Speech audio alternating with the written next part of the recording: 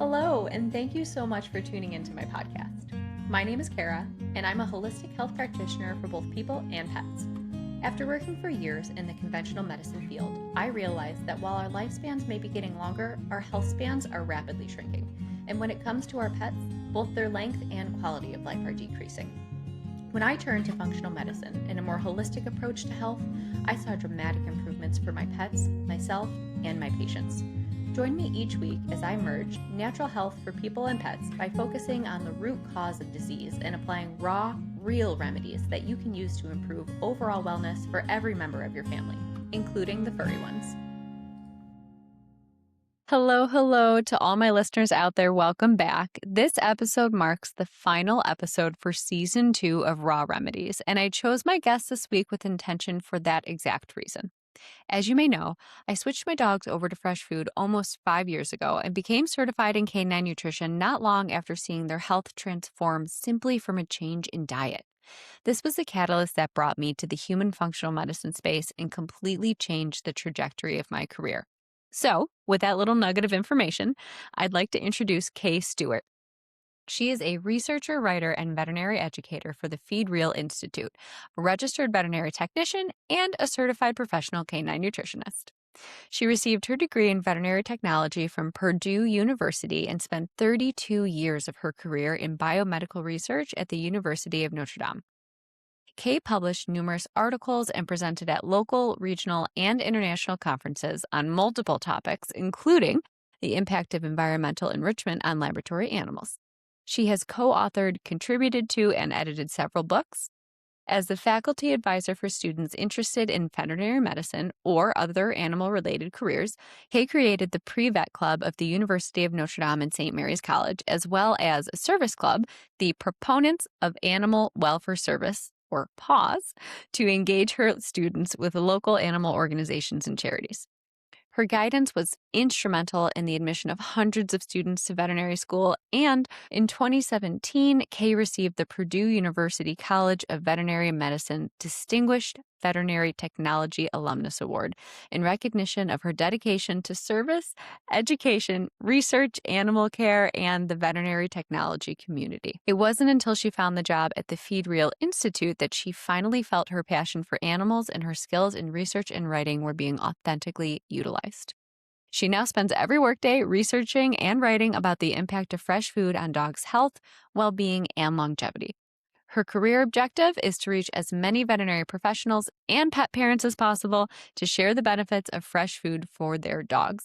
Her overall goal is to see fresh food in the bowls of all dogs and cats everywhere. And now, without further ado, let's dive into the last episode of the season with Kay Stewart. Hey everybody, welcome back. This is, as you know, the final episode for season 2, and I am super excited to have Kay Stewart of the Feed Real movement on here with me today. Kay, thank you so much. You are a busy woman, and I appreciate you taking the time to come and chat with us. Oh, I'm so excited to be here, Kara. This is going to be a really fun episode, and I think, for me, it really comes full circle because I've been doing this for a few years now, and I started with Feed Real as my educational platform, and that's, you guys are who I got certified through for my canine nutrition, but maybe you could just briefly tell people how you ended up coming into this space. Okay. My story is a little different. I didn't have a dog that needed, to be fed differently. I worked in biomedical research for the University of Notre Dame for 32 years, and my job was abruptly eliminated. And I found myself at 55 scrambling to figure out what I wanted to do with my life. And it really was the impetus of changing everything in my life. And it took almost 4 years to find the Feed Real job. I did some other things in between. But when I found the Feed Real job, I was looking for something remote. It was during COVID, and I was bored out of my mind. I needed to get back into something academic, and I found this advertisement for a position that said remote dog nutrition researcher. And I'm like, what? So I looked into it and submitted my resume, and Ruby and I talked and realized what a good fit it would be. But when I started, it was more we were making a manual for the staff to understand what they were doing at Real Dog Box and why they were doing it, and putting all this content together for them. I realized dog parents needed to get this. Things were coming online so fast and everybody was throwing all this information out, and dog parents were confused, right? So Yeah. we quickly said, no, we've got to make this into a dog parent course. We've got to get this out there that dog parents can get the information. And then as we progressed over the months, we talked and I said, we really need a professional level, because that's who we need to get on board. We need to get the veterinary professionals, the trainers, groomers, those people that are handling the dogs also. And that's where the CPCN course, the Certified Professional Canine Nutrition course, was born out of. And it took a long time to do. Once we got it, once we got it written, it took 9 months to get it race approved. And that was because I am not a board certified canine nutritionist. I'm not a board certified veterinary nutritionist. So I had to go out and get endorsed in order to get that to happen. Yeah. And it took about 9 months for all that paperwork to go through. And we put it out, and we've already full cycle. We've had to re-up it, and so that was really exciting when we had to reapply, because it's every 2 years. In New York, it's a totally separate process for approval for veterinarians. Gotta love New York. Gotta love New York. So I'm in the process of re-upping that one, and it's every 3 years. And so, we just realized that we had to have a way to give professionals an incentive to take the course, especially veterinary professionals. They need CEs, and that's why we went that route. Yeah, I really love this course, and I really love the way it very naturally came to fruition. I think sometimes you set out to do one thing and you realize, oh my gosh, more people need to know about this. That's really how it was for me with the business. I took the course because I wanted to just figure out, I wanted to feed my dogs. I wanted to fix their problems. And once I did that and I saw their problems resolved with fresh food and other things, right? Natural Sure. lifestyle, removing toxins, all of those things. And I said, I need to share this with as many people as possible. So I'm so glad I got certified. And I'm so glad that was, for me, the catalyst that actually led me to go back to school and do my functional medicine certification for That's people. amazing. Had I not found this, I would probably still be working in the ER or the ICU, doing totally conventional medical care for people and feeling very unfulfilled. Not to knock it. Right. Those are very important specialties. And I do still love critical care. It's exciting and it's wonderful to be able to save lives.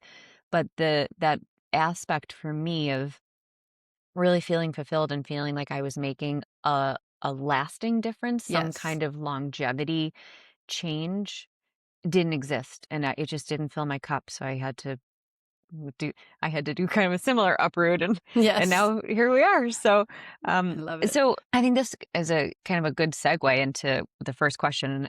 I don't know, we'll start out with a heavy hitter, because really today is going to be all about nutrition and all about busting some of those myths maybe, but also bringing the important information to the forefront for people to hear, because some things are true, but just because they're true doesn't mean that they have to be scary. So what are the nutrients that you see are most commonly deficient, both in homemade diets, but also in kibble diets? I think in the homemade diets, because I've been doing a lot of formulating, Real Dog Box is coming out with a real dog food based on all whole ingredients. It'll be air dried. And so we are trying to optimize everything. And I've been in that process with them. And I've been amazed using the animal diet formulator and looking at all of the whole food ingredients, how close, just by using the Feed Real calculator, we really are to exactly what ADF is saying that AFCO requires. And that it doesn't surprise me, but it does in a way, because all of those AFCO guidelines are based on kibble diets. And so if we're close, if we're within, I'd say even 10% of everything, that to me is showing that this real food is spot on. And those kibble diets are based, or those kibble requirements are based on kibble diets. So if you're saying that my homemade diet is low in zinc, that's because I'm not feeding artificial zinc. I'm feeding my dog with real food, and that zinc is going to be in there. And so I would say zinc was a hard one to hit. Manganese in some of the formulas. Yeah. Vitamin A and choline. And I don't think people think about choline. And that's such an important nutrient. And that is one that I would want to make sure that we have enough of. And that's as simple as putting eggs in the diet. Choline is very easy to hit, especially on a homemade diet, if you're willing to have the add an egg. And, people say, well, how do you prepare the eggs? I give a lot of them raw. And some people are worried about that because of the avitin in the egg white can break down biotin, one of the B vitamins. But nature doesn't get it wrong. If you're feeding the yolk and the white together, it's going to balance out. And so I do a lot of raw eggs, but I also, if I have soft-boiled eggs, which I like to have for myself, then I'll give her a soft-boiled egg also. So it really depends on, what I have. But those are the ones that I found tricky. Yeah, eggs are a great source. And it's so funny. I actually just made a post on my local, I live in Lewiston, New York now, which is right up by Canada. And I need some duck eggs. And, I've been feeding chicken eggs and quail eggs and duck eggs for years. But after moving back to New York, I didn't have the same sourcing I had in California. And I have one dog who just doesn't do quite as well with chicken eggs. And so usually I would alternate quail and duck. And I was like, oh, gosh, I really need some eggs. And I was searching. I couldn't find any. So I made a post. Would you believe that the person who lives 2 doors down from me sells duck eggs, and I had no idea? Oh my gosh, that's amazing. That's so amazing. we were able to connect, and now I have a great resource for duck eggs. But I love that. I think when you say eggs, right, I think a lot of people might go, oh, well, okay, I can't do that because my dog has a chicken allergy or chicken sensitivity. There are so many kinds of eggs. You've got duck eggs. You've got quail eggs. Some people sell turkey eggs. Goose eggs. There goose eggs, right? There are so many options, and it could be as simple as making a post on your local, Facebook page, going up to the Asian markets. There are so many different kinds there. I've never gone to an Asian market where I did not find quail eggs ever. Local farmers, or do what I did and buy some ducks. I love that. They should start laying eggs for me in maybe 2 more months, exciting. and I cannot wait. I know, they're so cute. I love and ducks. They're so goofy. Yes. At last resort, get yourself some ducks. There you go. I encourage people to put posts out about meat on their local Facebook groups. I have had people that, were really having a hard time sourcing within their budget. And so when we do the Feed Real workshop, which is a virtual workshop where you get on with me and we talk about all the different models and how you prepare the diets, and we prepare them during that 2 hour. You took one. So fun. We talk about budgeting and how to feed on a budget, and the muscle meat is a really great way. And I had one person that reached out and she said, I just can't afford to do this anymore. And we talked about it, and she put on her local Facebook group that she was looking for meat that, do you have meat in your freezer you're not going to use? She got 250 pounds of meat in one time. Amazing. And so, there are ways that you put it out there during hunting season. Hey guys, if once you're done cutting up what you want, let me come over and get the scraps, and you can pull all the scrap meat off. I've gotten 30, 50 pounds off of deer that way every fall. So there's a lot of ways that you can make it work for yourself. Yeah. And when you're talking about pricing too, right? Muscle meat, muscular organs are a great source of that same category. And I love that you guys specify that on your website, because a lot of people think like, oh, beef chuck is $6 a pound, or turkey breast is $5.50 a pound. Well, a lot of times you can get chicken heart, turkey heart, beef lung from your local co-op or your local farmer for $2, $3 a pound, sometimes half the price. Right. And that's an excellent nutrient-rich, source of muscular organ that counts in that same category. When I was in California, I used almost 90% muscular organ as my muscle meat. Nice. Because it was so readily available and it was affordable. And I made sure I added some like fatty other Right. like fattier cuts in there because that Right. muscular The organs are muscle. usually pretty lean. So, for the caloric content. But yeah, Right. it was a great way. So, I um, agree. so oysters. You mentioned oysters. I mean, oh I my God, mentioned my brain. I made you get up early today. Made me get over. God, no, I woke up at 6. You mentioned zinc, and Right. one of my favorite sources of zinc is oysters. Yes. That's where my brain went for that. Where so what not everybody has access to seafood, and Hmm. you can get oysters in can off the shelf, but Right. they actually can be pretty pricey. What other sources of zinc do you recommend people try? Um, a lot of the muscle meats have zinc in them, and you just should. Hmm. Turkey was a really easy one for us to get the zinc content in Hmm. because there is a lot of zinc in turkey. So I think it's Yeah. varying it up. And I think there's a lot more zinc in the muscle meat that you're feeding that you don't realize.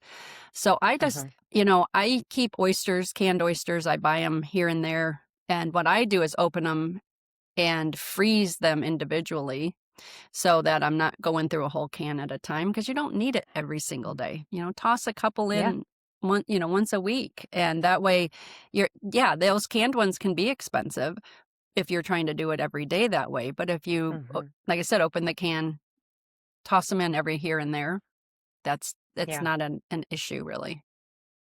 Yeah. You're gonna find, beef is great, turkey is Mm-hmm. great. The gizzards, there's some in chicken Gizzards, gizzards. yes. So yeah, I mean, Mm-hmm. awesome.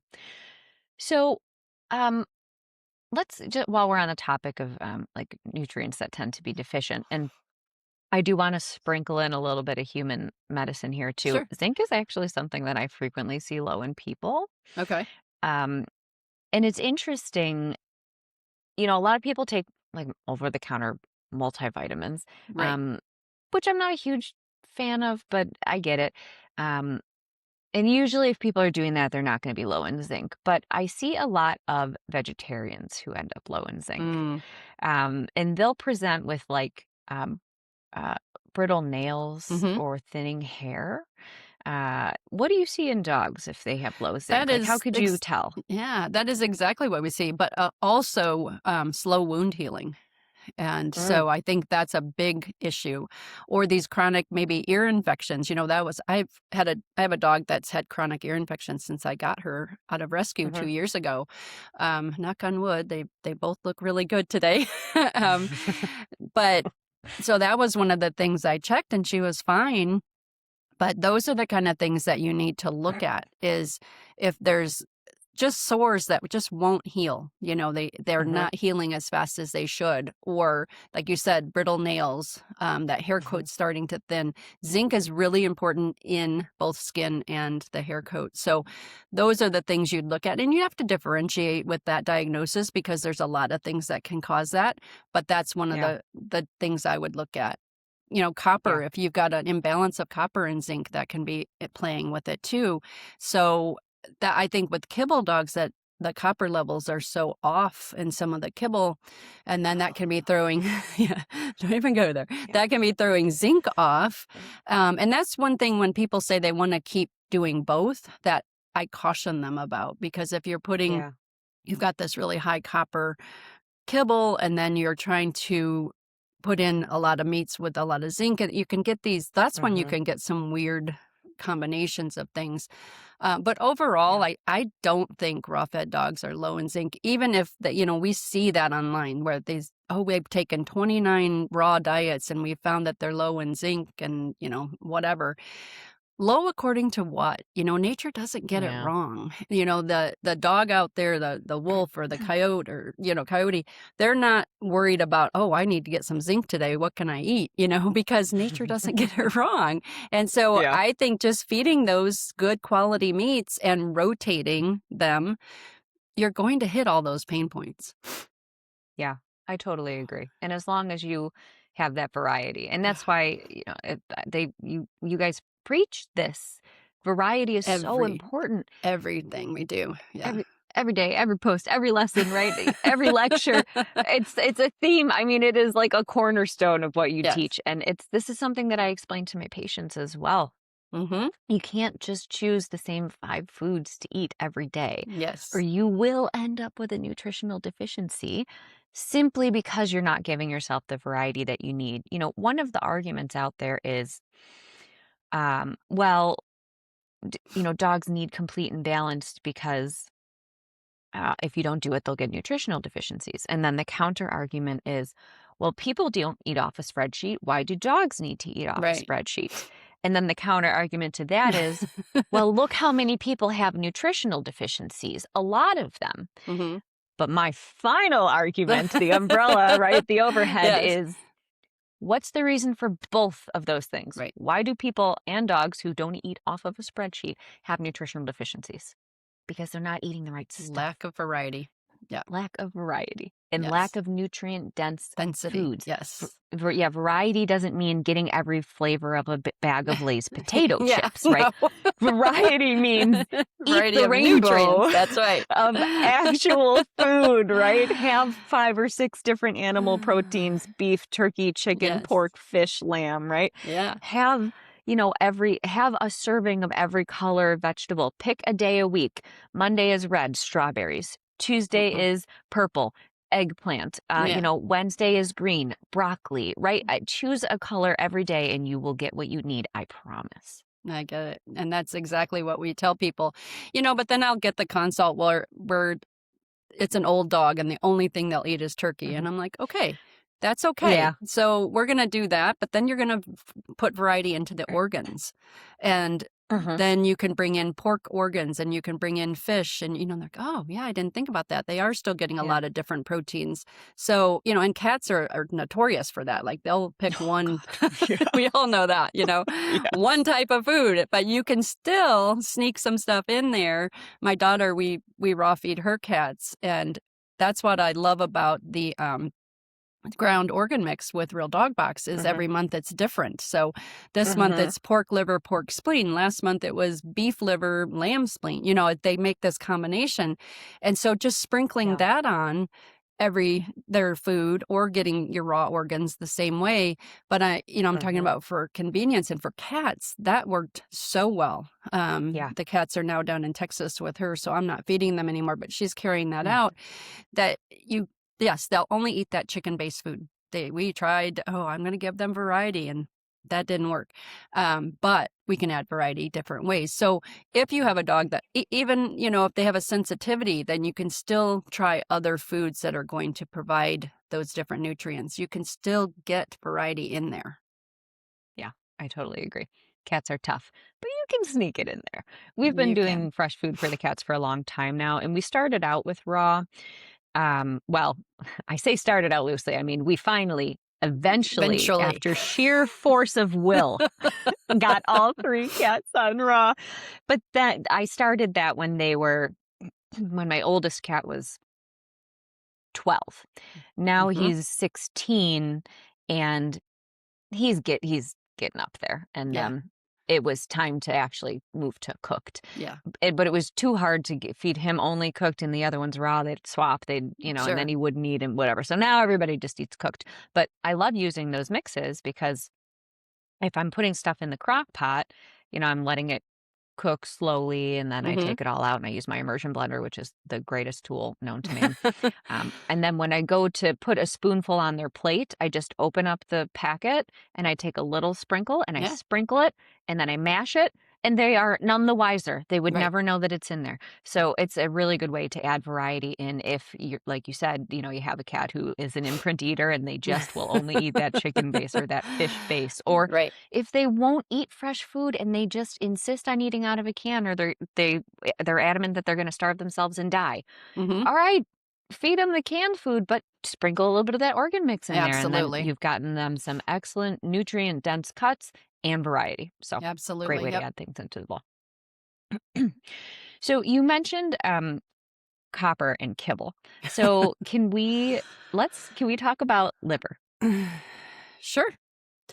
So I like, again, a good variety of liver because beef liver is the one you worry about with copper.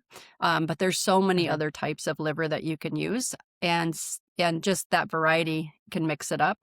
What I tell people is that if you want to use beef liver treats, which is what has been demonized as causing the copper-associated liver issues, the copper storage disease in dogs, then don't put it in their diet. Just use it as their Mhm. training treats. Okay, that's a very easy fix. But I want to say that natural copper, if the body has too much, they've shown that it binds with bile and then it's excreted in the feces. The body doesn't hold Mhm. on to natural copper. You get artificial copper in there, some of the copper, I don't even copper oxide or whatever, the ones that they're using in Mhm. kibble, body doesn't know what to do with it. So it safely tucks it away in the liver until there's too much in the liver and then the liver can't function properly. And so that argument really irritates me. And it's, Mhm. they had, AFCO had a group of nutritionists look at it, and they still don't have any upper level of copper. They don't have any recommendations on the type of copper to use. It's still happening. And to me, Mhm. that's the whole problem, is that synthetic Yeah. copper that they're adding back. It's not natural copper. But again, don't overload your dog with the beef liver. Use it as training treats. I actually worry about vitamin A toxicity more if you put too much beef liver in, and people don't talk about that. Vitamin A is a fat-soluble vitamin, and Mhm. so that can get stored in the body, and you can get some toxicity from that. But again, if you're doing things, if you want to use beef liver, great for training, then just use it for training. But again, mix it up. Then use other liver Yeah. treats also. There are a lot of animals out there that you can get the liver out of. Yeah. I mean, if you are worried about copper storage disease, I don't know, use some pork copper as your training or some Pork, pork liver as your training yeah, treat because it it's doesn't have minimal. bioavailable copper. Right. Yeah. So Minimal, that's, yeah. a good line. But we know, I mean, take away this kind of controversy, right? We know that liver is really important. It's so Absolutely. nutrient packed, right? It's nutrient dense.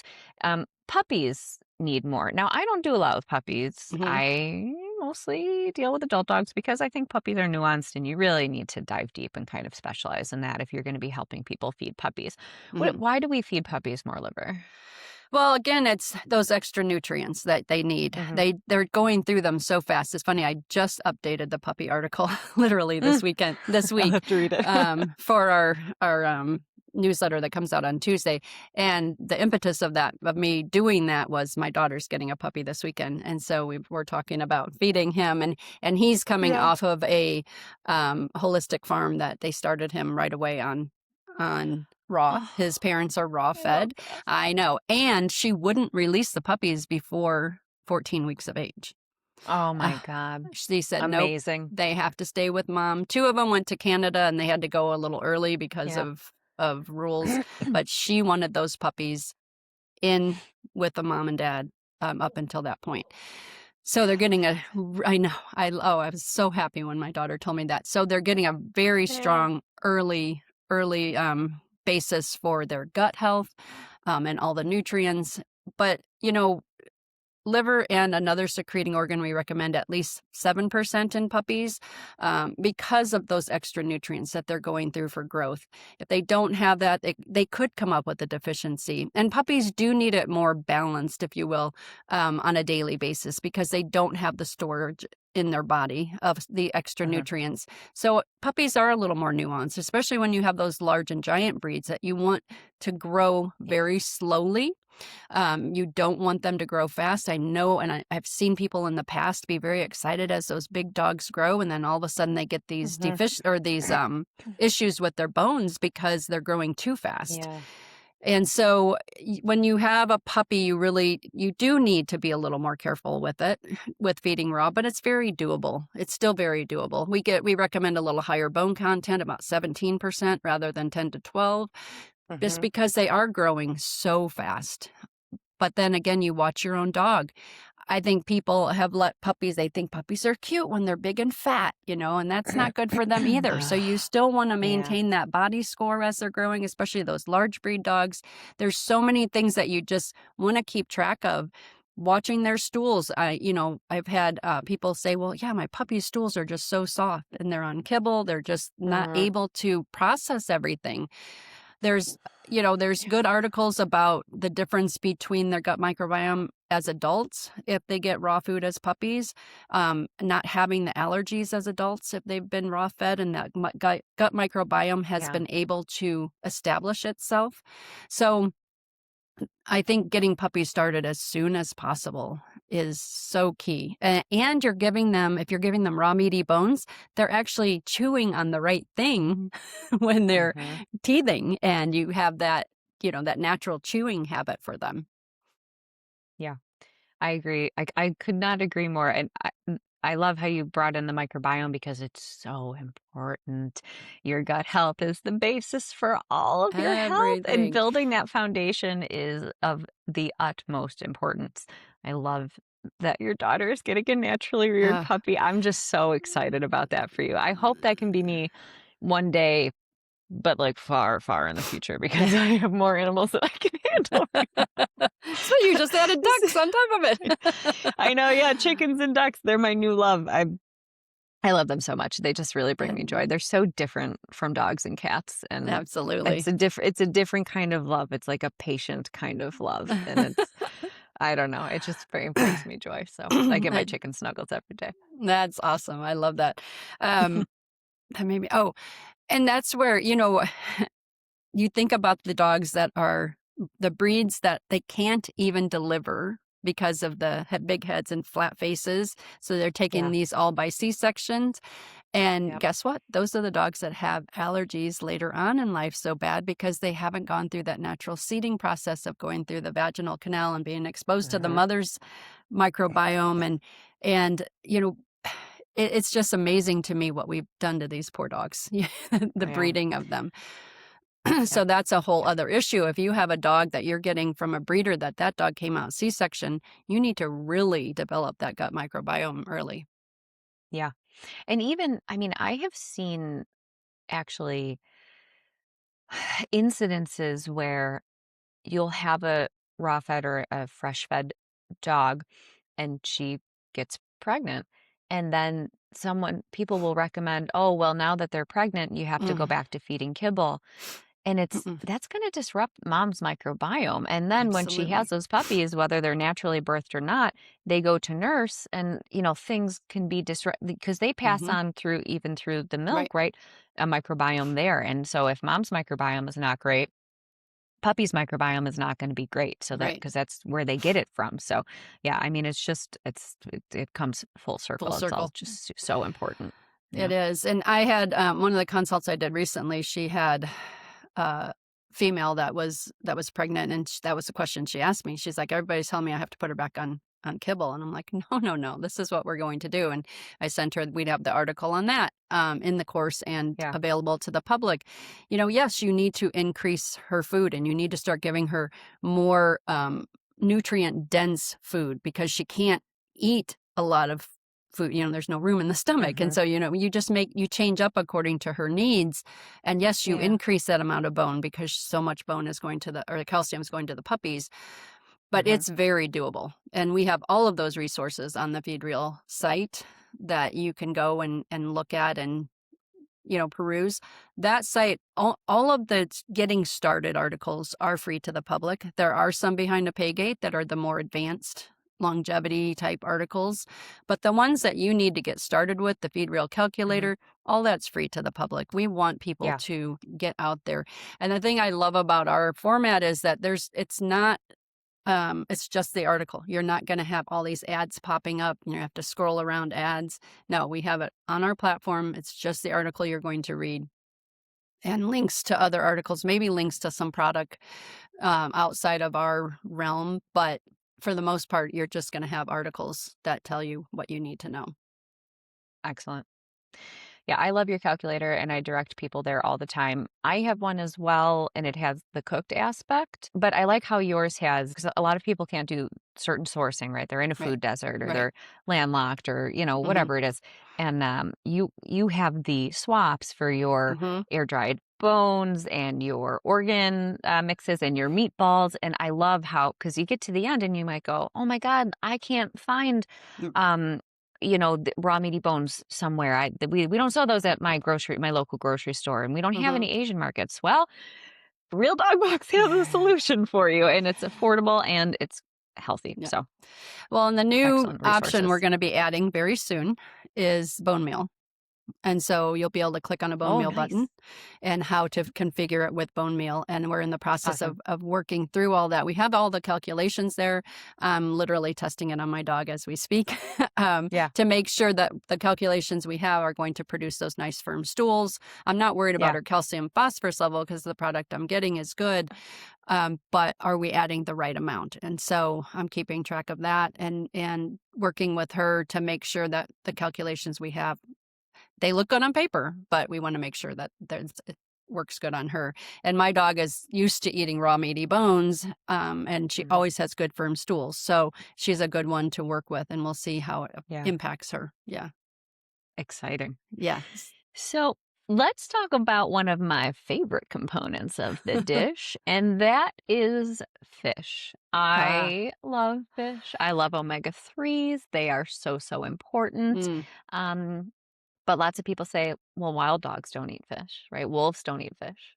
So do dogs really need fish? They absolutely do because the environment is so deficient in omega-3s.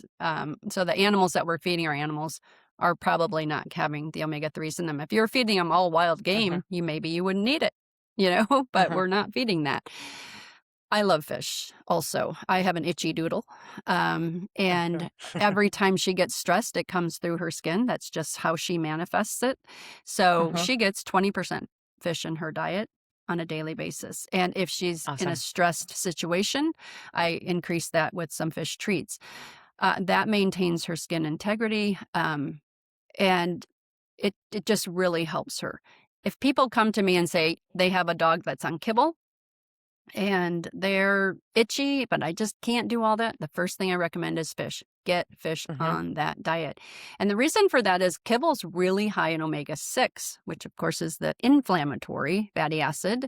Omega-3 is the anti-inflammatory. And so if just getting fish on top of that bowl is going to balance those omegas, and wow, that skin's going to settle down, or mobility is going to improve, or cognitive behavior is going to improve, because those omegas are so important.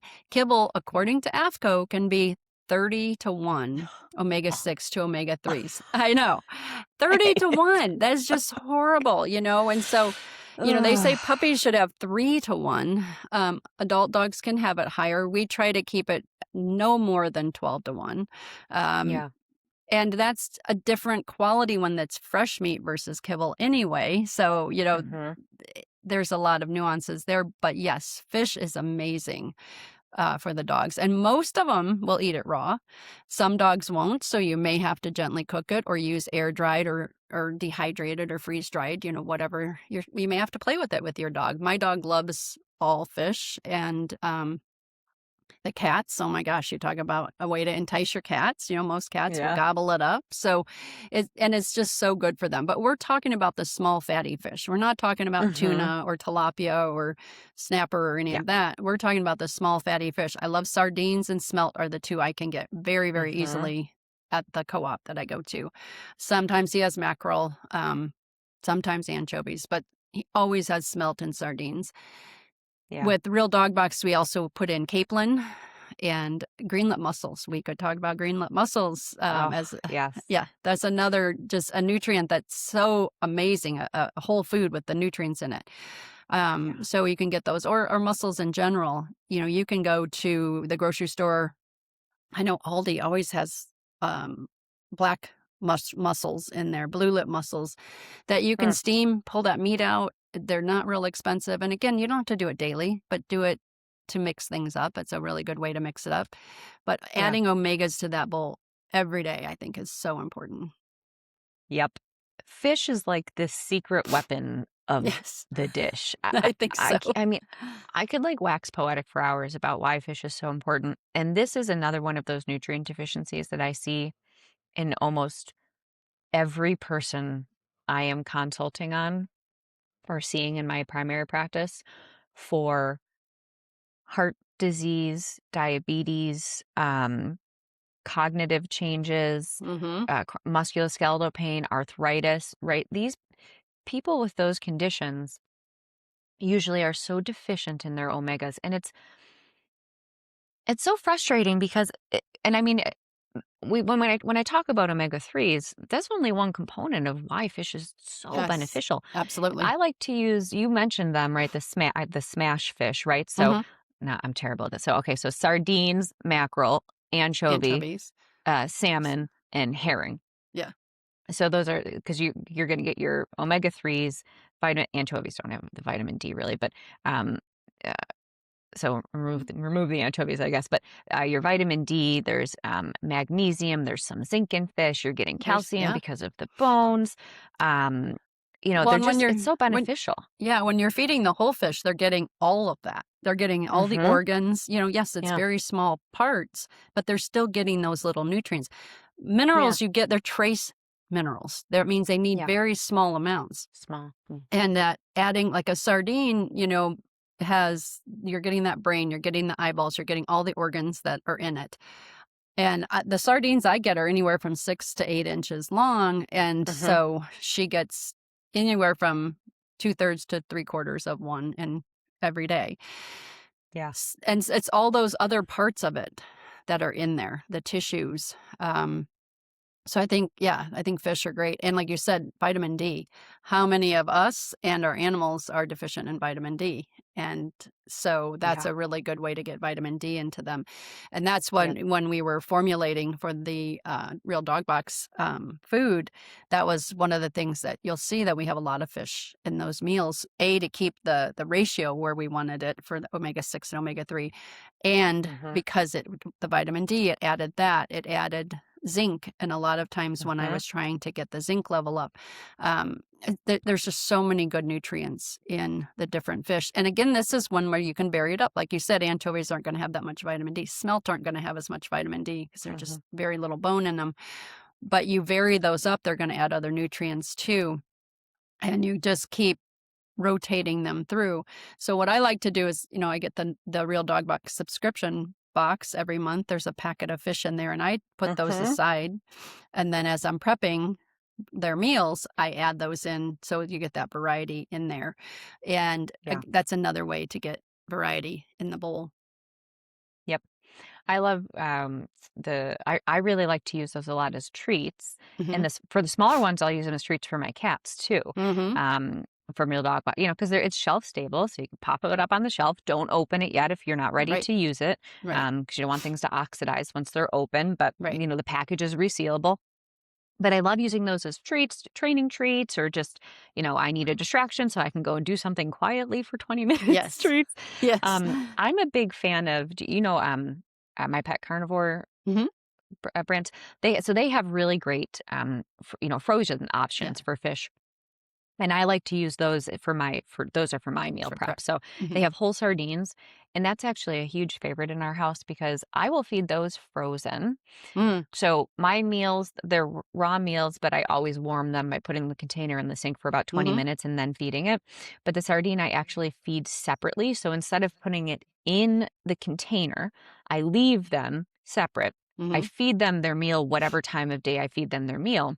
And then at some other point in the day, I reach into the freezer and I pull out a frozen sardine and I give it to them to usually chew outside. So it's still a component of what they need for the day Right. for their nutrients, but then also it acts as a chew and it's great That's for, a great idea. enrichment and it's great for their teeth. Um, so the bulk of their meal is warmed Hmm. as it should be. Most of the time people, if you can feed, you want to feed warm food, not cold food, but having that frozen treat, I think is just great all the way around. So we use that. We use their herring, which is a ground herring, which I really love. They have whole mackerel, which are gigantic. So those Gigantic, I I know. actually do have to thaw and cut into pieces because otherwise they're way too Right. big. Right. So they're a great resource and I'll link them in the show notes, but Hmm. I love yours for treats because they're air dried. They're super convenient. You can take them with you. I bring them a lot on road trips, or I'll bring Hmm. them to the park if we're going for a hike. Like we get Yes. up to the top of the mountain, and I'm like, okay, time for my treat, time for your treat. So That's right. they're great traveling treats too. Yes. Yes. I love that. That made me think of something. and I forget now.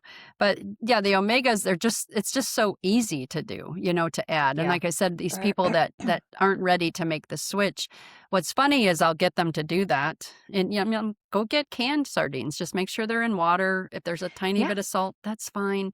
Yep. And then they'll come back to me and like, okay, that made a big difference. What else should I do? It's a really good Yeah. segue in. The other thing I was going to say, I know when you were talking about hiking, the thing I always take with me is the meatballs, because Yes. those are all 6 components of the ancestral Mhm. diet, and those are great treats to have if you're out hiking. They're just little balls of energy for the dogs. So I always keep Mhm. those. And when I have friends with me that have their dogs always know that my backpack has the treats in it. And they're all, we Yes. stop and they're all like, okay, what do you have in there? Yeah. Okay, I put in the work. Is it time for my reward? That's Yeah, right. I get it. So, but as far as Yes. warming the food, another thing I do is just add hot water to it. And this I did for my daughter's cats, because cats are supposed to get their hydration from their food. They're not supposed to have to sit at a dish or a river or whatever and drink the water. And by adding a layer of hot water, and I put hot so that everything would just, equal out, especially in the winter because they were living out on my back deck. And Yeah. that female who was such a hairballer all the time, it took care of that almost, I would say, by 95% less hairballing, because Yeah. she was getting all that moisture and the food was warm. My dog tends to run hot, and so I put a little bit of hot water on her food, but I don't worry about bringing it all the way up to room temperature because she tends to run hot. So I really think, looking at what your dog needs and how to feed your dog. Again, that's another mantra you see across all of our workshops, and everything we talk about is feed the dog in front of you what works Yes. for, and you've got 3, so what works for one probably doesn't work for the other 2. Correct. Right? I have one dog who, he's the one that brought me into this space, Copper. He was my one that had the chronic pancreatitis. I cannot feed him a meal of cold food. If I'm running late or I'm stressed out and I forgot to thaw something, he's unfortunately not the dog that I can pull it out of the freezer and give it to him or pull it out of the fridge because he'll throw up. Yeah. He cannot do it. But my other 2 could break into the freezer and eat the entire bag of sardines and be completely fine, So yes, always feed the dog in front of you. And one of my favorites, which I think this is a great segue and kind of way to end the episode, is Rita Hogan, right? Dogs are individuals. Absolutely. Everybody is an individual, and that's the name of her podcast. Rita is amazing. She's been such a great resource. I have her book behind me somewhere there. It's actually right at the end. The Herbal Dog. I love it so much. Herbal Cat is coming out. So I know. I'm so excited. Wait. I know. But yes, so Rita has a great podcast. Dogs are individuals. Read her book, listen to her podcast. But yes, you so that's a great have a segue. podcast now. So please tell us about this. So Real Dog Box is putting out our debut podcast on Sunday night. It'll drop. It's called Short Leash. And what that is we are going to go over news articles that pertain to what we are all learning about dogs. And then we will have we'll feature one of our partners from the Feed Real Summit. And Rita Hogan's going to be on our debut podcast this Sunday. So we talked to her about, everything herbal, looking at the whole dog, we talked about the articles that we discussed. And this is myself and Dr. Sue Howell are the 2 hosts. And then we bring in one of our partners from the Feed Real Summit. If you're not familiar with the Feed Real Summit, it comes out every October 10th and 11th this year. We bring in speakers from all over the world. It's all about dog longevity. This year, we're just so excited for our lineup. It's a no big name, not names that people know, but then they become big names after they've been at the Feed Real Summit because they get a lot of, we partner with them. We give them all year that we're working with them and we're featuring their products and we're featuring them. And that's why we started this podcast, is to feature our partners and show everybody that it's not just food, it's everything. It's the environment, it's all the things that you were able to do for the dog. And so like I said, our first one will drop on Sunday. So if you're interested in that, we can get you and I can get you the show notes. In the show notes, we can put a link Yeah. for the newsletter. Comes out on Tuesday, every other Tuesday, that features the articles. And then the following Sunday, we'll have an expert on to discuss them and then focus on their expertise. I can't So, wait. Can't wait. Yep, I will put that in the show notes. And so you can follow that and take a listen and get on the newsletter. And then how can people find, how can people find Real Dog Box, Feed Real Institute, learn from them yeah. and from you? So, yeah, Feed Real and Real Dog Box are basically sister companies. And Real Dog Box is a subscription treats and chew box, but we also have the ground organ mix. We have super chews that you can buy separately, and then we have the meatballs, and that's where the dog food will come out of, hopefully in the next 6 months. So that is where you can go to real.dog on the internet. We also have a Real Dog Box membership, a wellness membership, and people can get, for $22 a month, they can get a consult with me on a monthly basis, along with a lot of other perks with the Real Dog Box wellness membership. On the educational side is the Feed Real Institute, and that is where you can get the 2 courses. So you have the dog parent course and you have the professional level course. They mirror each other. The professional course is a lot more academic, a lot more scientific, and it is race approved for veterinary professionals. It's approved for trainers. They can get CEs for it. But you don't have to be any of that. We have a lot of dog parents that take it. Like you said, you wanted to figure out what was going on with your dog, and then it segged into this whole thing for you. And we've had a lot of people that's happened, and they've realized they can make a business out of it. We have workshops. The workshop is included in the CPCN program. You have to take the workshop as part of it, but you can take that separately as a dog parent. And that just goes through all steps. It's at least 2 hours, usually runs between 2 and 2.5 hours. And we go through every component that you put in the bowl, how to prepare it. For example, raw meaty bones scare so many people. And so we talk about how to introduce it. You don't just give a 8-inch turkey neck to a Labrador the first time. They're going to swallow it whole, and it's not going to be a good result. We heard a horrific story about that. So we talked to you about how to prepare your dogs to have raw meaty bones and what you can do if you do have a gulper, how you can cut things up. Every component of the way. Why do you feed fish? We have a full slide on that, and we talk about it. Alternatives to fish, the fish oils, the algal oils, all those different things. And so that is a big component. And I think people walk away going, wow, it really isn't as hard as it seems if you've got the right information. We have over 200 articles on there. We have, for the CPCNs, we have a CPCN directory. We have office hours. We have community chat. Just a lot of things for the CPCNs to be able to network with each other. And we're constantly adding things like this short leash podcast and newsletter coming out of Feed Real, just really trying to reach as many people. We need people to hear this information. They're so afraid to do it because marketing for kibble companies is incredible. They make it sound like you're going to kill your dog if you don't feed that kibble. And the scare tactics are unreal. And you see it in human medicine too. And so just trying to uneducate people on that and re-educate them. And I've been there. I was trained as a conventional veterinary technician, and I had to do a total 180, total paradigm shift for all of this when I started. But for me, it was like a smack in the head. Why did it take this long for me to realize this? Yep. And so that, just trying to get the word out, trying to make it into bite-sized pieces, if you will, and be able to digest that information and not get overwhelmed and not see, we see so many people, I saw this on TikTok. Okay, that was on TikTok, but this is what's really going on. And just curating all that information for people and putting it into one space that is all backed by science. Every article we have, I have the list of all the resources that I used. And as like I said, I was in biomedical research for 32 years. I can look at studies and be like, okay, there were 5 dogs for 2 weeks. This is not a study. This, No, Yeah. we're not putting that in because, or I'll put it in to refute it and say, this is not how you do Mhm. it. So we have those resources. I have access to all of the libraries through the University of Notre Dame because I actually retired from there. And that's been a huge resource because I can Mhm. get to all those articles. You come across one on the internet and then it says, oh, pay $55 to read it.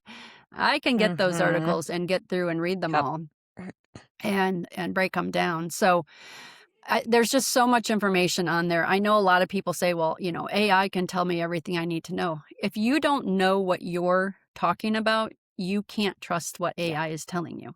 And so, yes, there's a lot Yep. of information. And I will admit, I use it to help curate some of my stuff once I've found it all, but I'm not Mhm. trusting their resources.